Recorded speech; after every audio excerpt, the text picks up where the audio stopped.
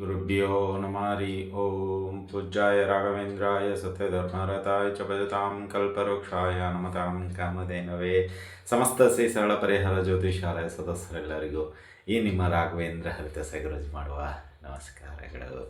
ಈ ದಿನ ನಾವು ಧನುರ್ಮಾಸದ ಮಹತ್ವ ಅಂದರೆ ಧನುರ್ಮಾಸದಲ್ಲಿ ಯಾವೆಲ್ಲ ಪೂಜೆ ಪುನಸ್ಕಾರಗಳು ಮತ್ತು ಏನೆಲ್ಲ ಕೆಲಸ ಕಾರ್ಯಗಳನ್ನು ಮಾಡಿದರೆ ಒಳಿತು ಉಂಟಾಗತ್ತೆ, ಅಥವಾ ನಮಗೆ ಇರತಕ್ಕಂತಹ ಕಷ್ಟಗಳು ದೂರವಾಗುತ್ತೆ, ಅಥವಾ ನಮ್ಮಲ್ಲಿರ್ತಕ್ಕಂತಹ ಕೆಲವು ಆಂತರಿಕ ಸಮಸ್ಯೆಗಳಾಗಿರ್ಬೋದು, ಅಥವಾ ಅಡೆತಡೆಗಳಾಗಿರ್ಬೋದು, ಅಥವಾ ಇನ್ನಿತರ ವೈಯಕ್ತಿಕ ಕೆಲಸ ಕಾರ್ಯಗಳಿಗೆ ತೊಂದರೆಗಳಾಗಿರ್ಬೋದು, ಅಥವಾ ಈ ದಾಂಪತ್ಯ ಜೀವನದಲ್ಲಿ ಇರತಕ್ಕಂತಹ ಕೆಲವು ಮನಸ್ತಾಪಗಳಾಗಿರ್ಬೋದು, ಅಥವಾ ಮನೆಯಲ್ಲಿ ಒಂದು ರೀತಿ ಕಲಹಗಳು ಅತಿರೇಕದಲ್ಲಿ ಹೋಗುವಂಥದ್ದಾಗಿರ್ಬೋದು, ಇವುಗಳಿಗೆಲ್ಲಕ್ಕೂ ಪರಿಹಾರ ಅಂತ ಹೇಳಿದರೆ ಈ ಮಾರ್ಗಶಿರ ಮಾಸದ ಒಂದಿಷ್ಟು ದಿನಗಳು ಮತ್ತು ಒಂದಿಷ್ಟು ಈ ಪುಷ್ಯ ಮಾಸ ಅಂತ ಕರೆಯಲಾಗುತ್ತೆ. ಅಂದರೆ ಮಾರ್ಗಶಿರ ಮಾಸ ಆದ ನಕ್ಷತ್ರ ಬರಂತೆ ಈ ಪುಷ್ಯ ಮಾಸ. ಈ ಪುಷ್ಯ ಮಾಸವನ್ನು ಇನ್ನೊಂದು ಹೇಳೋದೆ ಧನುರ್ಮಾಸ. ಸೊ ಈ ಎಲ್ಲ ವಿಷಯಗಳನ್ನು ಈ ದಿನ ತಿಳಿದುಕೊಳ್ಳೋಣ.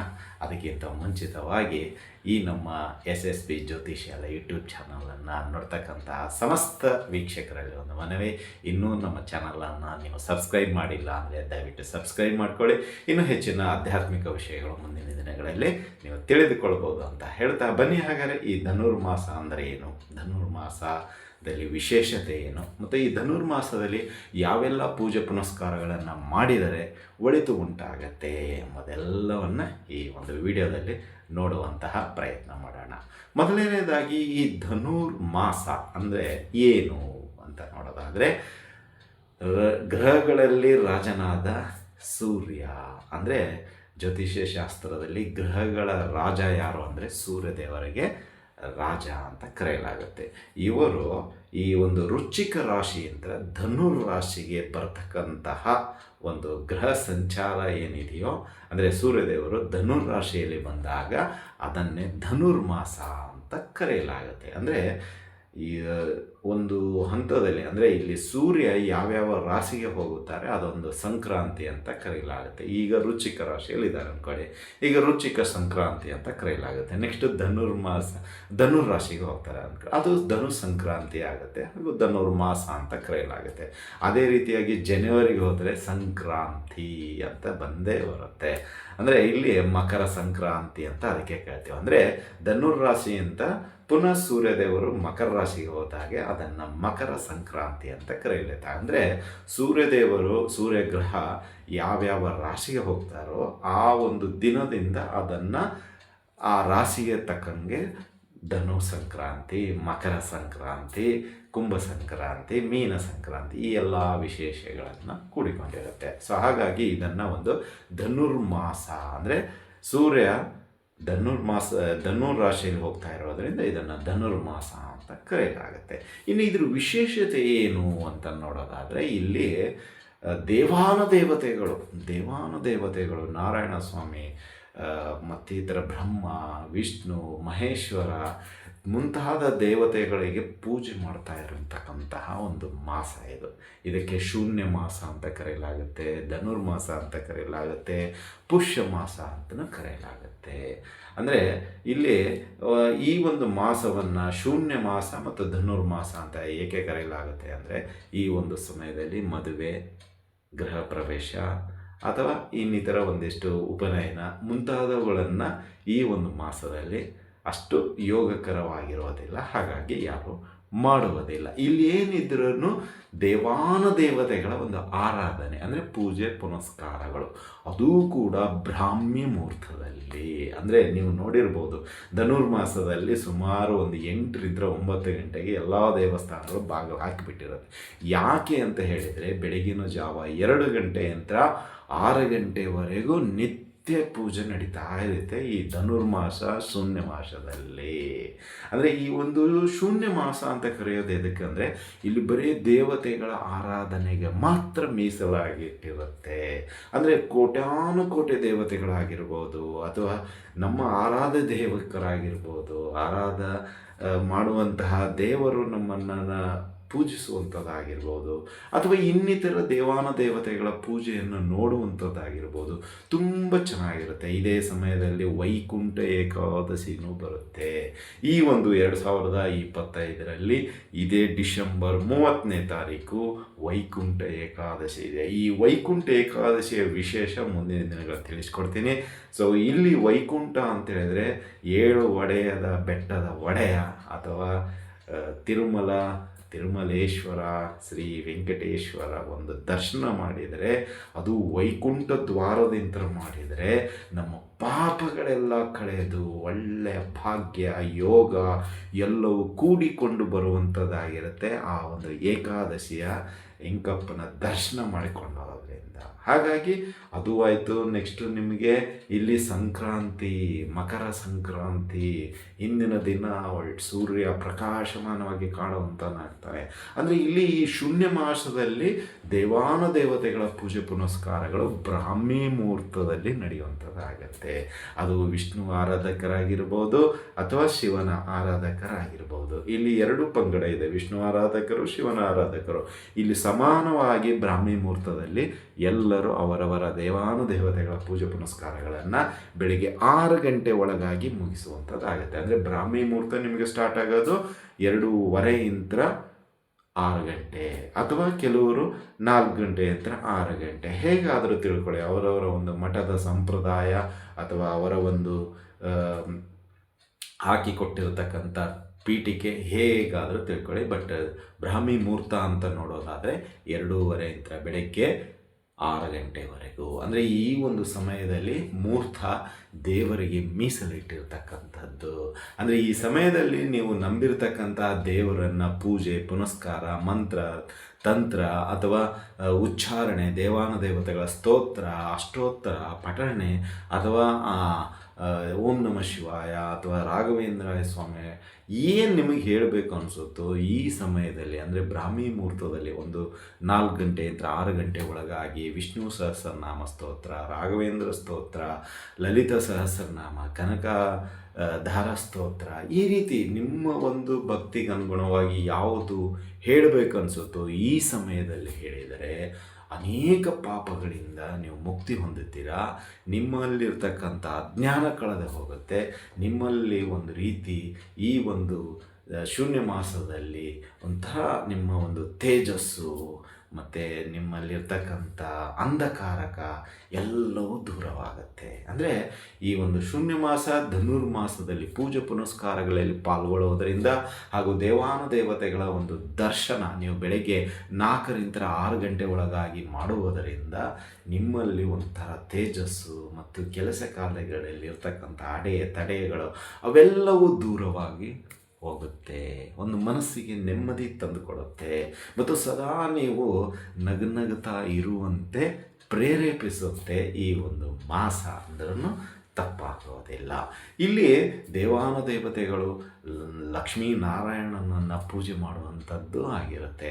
ಹಾಗಾಗಿ ಇಲ್ಲಿ ವಿಷ್ಣು, ಶಿವ ಮತ್ತು ಲಕ್ಷ್ಮೀದೇವಿ ಇನ್ನಿತರ ದೇವಾನುದೇವತೆಗಳ ಪೂಜೆ ಪುನಸ್ಕಾರಗಳು ಎಲ್ಲವೂ 4 ಗಂಟೆಯಿಂದ 6 ಗಂಟೆ ಒಳಗಾಗಿ ಮುಗಿಸುವಂಥದ್ದಾಗಿರುತ್ತೆ. ಈ ಒಂದು ಸಮಯದಲ್ಲಿ ಹುಗ್ಗಿ ಪೊಂಗಲ್ ಕೇಳಿರ್ತೀರ ಹೆಸರು ಎಲ್ಲ ಕಡೆ. ಸೊ ಇದು ವಿಷ್ಣು ದೇವರಿಗೆ ಮತ್ತು ಇನ್ನಿತರ ದೇವಾನುದೇವತೆಗಳಿಗೆ ಈ ಒಂದು ಸಮಯದಲ್ಲಿ ಹುಗ್ಗಿ ಪೊಂಗಲನ್ನು ಒಂದು ಸೇವೆ ಮಾಡಿಸಿದ್ದೇ ಆದಲ್ಲಿ ಆ ಸೇವೆ ಪೂರ್ವಕವಾಗಿ ನಿಮಗೆ ಸಿಹಿಯ ಒಂದಿಷ್ಟು ವಾರ್ತೆಗಳು ಕೊಡುವಂಥದ್ದಾಗತ್ತೆ ಮತ್ತು ಕಹಿಯ ಕೆಲವು ವಿಷಯಗಳನ್ನು ಮರೆಮಾಚಿಸಲಾಗುತ್ತೆ. ಅಂದರೆ ದೇವರ ಕೃಪೆಯಿಂದ ಅದು ನಿಮ್ಮ ಹತ್ತಿರಕ್ಕೂ ಬರದೇ ಇರುವಂಗೆ ದೇವರ ಒಂದು ಕೃಪಾ ಕಟಾಕ್ಷ ಸಿಗುವಂಥದ್ದಾಗತ್ತೆ. ಅದೂ ಕೂಡ ವೆಂಕಟೇಶ್ವರು, ಲಕ್ಷ್ಮೀದೇವಿಗೆ ಮತ್ತು ಇನ್ನಿತರ ಒಂದಿಷ್ಟು ದೇವರುಗಳಿಗೆ ನೀವು ಹುಗ್ಗಿ ಸೇವೆ, ಪೊಂಗಲ್ ಸೇವೆ ನಿಮ್ಮ ಮನೆ ಹತ್ತಿರದಲ್ಲಿರ್ತಕ್ಕಂತಹ ದೇವಸ್ಥಾನಗಳಲ್ಲಿ ಈ ಸೇವೆಗಳನ್ನು ಮಾಡಿಸಿದ್ದೇ ಆದಲ್ಲಿ ನಿಮ್ಮ ಎಲ್ಲ ಪಾಪ ಕರ್ಮಗಳು ಒಂದೊಂದಾಗಿ ಕಳೀತಾ ಬರುತ್ತೆ. ಕೆಲಸದಲ್ಲಿರ್ತಕ್ಕಂಥ ಅಡ್ಡಿ ಆತಂಕಗಳು ದೂರವಾಗುತ್ತೆ. ದಾಂಪತ್ಯದಲ್ಲಿರ್ತಕ್ಕಂಥ ಬಿರುಕುಗಳು, ಮನಸ್ತಾಪಗಳು ದೂರವಾಗುತ್ತೆ ಮತ್ತು ನಿಮ್ಮ ಮನೆಯಲ್ಲಿ ಕೌಟುಂಬಿಕ ಸಮಸ್ಯೆಗಳು ಏನಾದರೂ ಇದ್ದರೆ ಅದು ಬಗೆಹರಿಯುವಂಥದ್ದಾಗುತ್ತೆ. ಆರ್ಥಿಕ ಸಮಸ್ಯೆಗೆ ನಿಮ್ಮ ತೊಂದರೆಗಳು ದೂರವಾಗುತ್ತೆ ಮತ್ತು ನಿಮ್ಮ ಕೆಲಸ ಕಾರ್ಯಗಳಿಗೆ ವೇಗ ತಂದು ಕೊಡುವಂಥದ್ದಾಗುತ್ತೆ ಈ ಒಂದು ಹುಗ್ಗಿ ಸೇವೆ, ಪೊಂಗಲ್ ಸೇವೆಯನ್ನು ಮಾಡಿಸುವುದರಿಂದ. ಇದು ಪರಮಾತ್ಮ ಕೃಷ್ಣನಿಗೂ ತುಂಬ ಇಷ್ಟವಾದ ಮಾಸ ಅಂತಲೇ ಹೇಳಿದ್ದಾರೆ. ಅಂದರೆ ಈ ಧನುರ್ಮಾಸದಲ್ಲಿ ಯಾರೆಲ್ಲ ಭಕ್ತರು, ದೇವರು ಏನಾದರೂ ತಿಳ್ಕೊಳ್ಳಿ, ದೇವರು ನೀವು ನೇರ ಅನ್ನುವಂಥ ರೀತಿಯಲ್ಲಿರುತ್ತೆ. ಅಲಂಕಾರ ಕಡಿಮೆ ಇರುತ್ತೆ, ಮುಖ ದರ್ಶನ ಚೆನ್ನಾಗಿ ಆಗುವಂಥದ್ದಾಗಿರುತ್ತೆ. ಸೊ ಇಂಥ ಒಂದು ಸಂದರ್ಭದಲ್ಲಿ ನೀವು ದೇವರ ಒಂದು ಪ್ರಾರ್ಥನೆಯಲ್ಲಿ ಅಥವಾ ಪೂಜೆ ಪುನಸ್ಕಾರಗಳಲ್ಲಿ ನೀವು ತೊಡಗಿಕೊಂಡದ್ದೇ ಆದಲ್ಲಿ ನಿಮಗೆ ಅನೇಕ ರೀತಿಯ ಭಾಗ್ಯಗಳು ಆ ದೇವರು ನಿಮಗೆ ತಲುಪಿಸುವಂಥದ್ದಾಗುತ್ತೆ ಈ ಒಂದು ತಿಂಗಳಲ್ಲಿ ಅಂತಲೇ ಹೇಳ್ಬೋದು. ಅಂದರೆ ಈ ಧನುರ್ಮಾಸ, ಶೂನ್ಯ ಮಾಸ ತುಂಬ ಯೋಗಕರವಾದಂತಹ ಒಂದು ಮಾಸ. ಈ ಒಂದು ಮಾಸದಲ್ಲಿ ಸಮಸ್ತ ನಮ್ಮ ಶ್ರೀ ಸರಳ ಪರಿಹಾರ ಜ್ಯೋತಿಷ್ಯಾಲಯ, SSP ಜ್ಯೋತಿಷ್ಯಾಲಯದ ಸದಸ್ಯರೆಲ್ಲರಿಗೂ ಆ ವೆಂಕಟೇಶ್ವರ ದೇವರು ಹಾಗೂ ಗುರುಗಳಾದ ಶ್ರೀ ರಾಘವೇಂದ್ರ ಸ್ವಾಮಿಗಳು ಆಯುರಾರೋಗ್ಯ ಭಾಗ್ಯಗಳನ್ನು ಕೊಟ್ಟು ತಮ್ಮ ಎಲ್ಲ ಪಾಪಗಳನ್ನು ಕಳೆದು ಒಂದು ರೀತಿಯಲ್ಲಿ ಹೊಸ ಯುಗದ ಯೋಗಗಳನ್ನು ಕರುಣಿಸಲಿ ಅಂತ ಪ್ರಾರ್ಥಿಸುತ್ತೇವೆ. ಅಂದರೆ ಈ ಒಂದು ಧನುರ್ಮಾಸದಲ್ಲಿ ಯಾವುದೇ ರೀತಿಯ ಶುಭ ಕಾರ್ಯಗಳು ನಡೆಯೋದಿಲ್ಲ. ಏನಿದ್ರೂ ದೇವತೆಗಳ ಪೂಜೆ ಪುರಸ್ಕಾರ ಅಷ್ಟೇ. ಅದರಲ್ಲೂ ಪುಣ್ಯಕ್ಷೇತ್ರಗಳ ದರ್ಶನ, ಅನೇಕ ನದಿಗಳ ಒಂದು ಏನಂತೀರ ಸ್ನಾನಕ್ಕೆ ಹೋಗುವಂಥದ್ದು ವ್ಯವಸ್ಥೆ ಎಲ್ಲವೂ ಆಗಿರುತ್ತೆ. ಹೇಗೆ ಗಂಗಾ ನದಿಯಲ್ಲಿ ಮಿಂದಿದ್ದಾರೆ ಅಂದರೆ ಮುಳುಗಿದರೆ ನಮ್ಮ ಪಾಪಗಳು ಕಳೆದೋಗುತ್ತೆ, ಹಾಗೆ ಪುಣ್ಯಕ್ಷೇತ್ರದಲ್ಲಿರ್ತಕ್ಕಂತಹ ಕೆಲವು ನದಿಗಳು, ಸರೋವರಗಳು ಮತ್ತು ಪುಷ್ಕರಣಿ ಅಂತೀವಲ್ಲ, ಆ ಒಂದು ಇದರಲ್ಲಿ ನೀವು ಬೆಳಗಿನ ಜಾವ ಸ್ನಾನ ಮಾಡಿ ದೇವರ ದರ್ಶನ ಪಡೆದುಕೊಂಡ್ರೆ ನಿಮ್ಮ ಎಲ್ಲ ಪಾಪಗಳು ಆ ಪುಷ್ಕರಣಿ ನದಿಯಲ್ಲಿ ತೊಳೆದು ಹೊರಟು ಹೋಗ್ಬಿಟ್ಟಿರುತ್ತೆ. ಫ್ರೆಶ್ ಆಗಿ ನೀವು ದೇವರಗಳ ಒಂದು ದರ್ಶನವನ್ನು ಮಾಡುವಂಥವ್ರಾಗ್ತೀರಾ. ಈ ಒಂದು ಸಮಯದಲ್ಲಿ ದೇವಾನುದೇವತೆಗಳು ನಿಮಗೆ ತಥಾಸ್ತು ಅಂದರೆ ನಿಮ್ಮ ಒಂದು ಕೋರಿಕೆಗೆ ತಥಾಸ್ತು ಅಂತ ಆಶೀರ್ವಾದ ಮಾಡುವಂಥದ್ದಾಗಿರುತ್ತೆ. ಅಂದರೆ ಈ ಒಂದು ಮಾರ್ಗಶಿರ ಮಾಸದ ಮುಗಿದ ನಂತರ ಈ ಬರ್ತಕ್ಕಂತಹ ಧನುರ್ಮಾಸ, ಶೂನ್ಯ ಮಾಸ ತುಂಬ ನಮ್ಮ ಒಂದು ಬೇಡಿಕೆಯನ್ನು ಈಡೇರಿಸಿಕೊಳ್ಳುವಂತಹ ಮಾಸ ಅಂದರೂ ತಪ್ಪಾಗೋದಿಲ್ಲ. ಅಂದರೆ ಇಲ್ಲಿ ಅಷ್ಟು ನಮಗೆ ದೇವರುಗಳು ಆಶೀರ್ವಾಚನವನ್ನು ಮಾಡುವಂಥವ್ರಾಗ್ತಾರೆ. ಅನೇಕ ಪುಣ್ಯಕ್ಷೇತ್ರಗಳ ದರ್ಶನ ಮಾಡುವುದರಿಂದ ನಮ್ಮ ಒಂದು ನಕಾರಾತ್ಮಕ ಚಿಂತನೆಗಳು ದೂರ ಆಗುತ್ತೆ, ಮನಸ್ಸಿನಲ್ಲಿರ್ತಕ್ಕಂಥ ಗೊಂದಲಗಳು ದೂರವಾಗುತ್ತೆ ಮತ್ತು ಸದಾ ನಮ್ಮನ್ನು ಭಕ್ತಿಪೂರ್ವಕವಾಗಿ ದೇವರನ್ನು ನೆನೆಯುವಂತೆ ತಿದ್ದಿ ಒಳ್ಳೆಯ ಮೂರ್ತಿಯನ್ನು ಕೆತ್ತಿದ ಹಾಗೆ ದೇವರು ಈ ಒಂದು ತಿಂಗಳಲ್ಲಿ ನಮ್ಮ ಎಲ್ಲ ತಪ್ಪುಗಳನ್ನು ಮನ್ನಿಸಿ ಒಳ್ಳೆಯ ವ್ಯಕ್ತಿತ್ವವನ್ನು ರೂಪಣೆ ಮಾಡ್ತಾನೆ ಅಂತಲೇ ಹೇಳ್ಬೋದು. ಹಾಗಾಗಿ ಈ ಧನುರ್ಮಾಸದಲ್ಲಿ ಯಾರೆಲ್ಲ ದೇವಾನುದೇವತೆಗಳ ದರ್ಶನ ಮಾಡ್ಕೊಳ್ತೀರೋ ಅವರಿಗೆಲ್ಲವೂ ಶುಭವಾಗಲಿ. ಸಾಧ್ಯವಾದರೆ ನಿಮ್ಮ ಮನೆ ಹತ್ತಿರದಲ್ಲಿರ್ತಕ್ಕಂತಹ ದೇವಸ್ಥಾನಗಳಲ್ಲಿ ಹುಗ್ಗಿ, ಪೊಂಗಲ್ ಸೇವೆ ಇರುತ್ತೆ.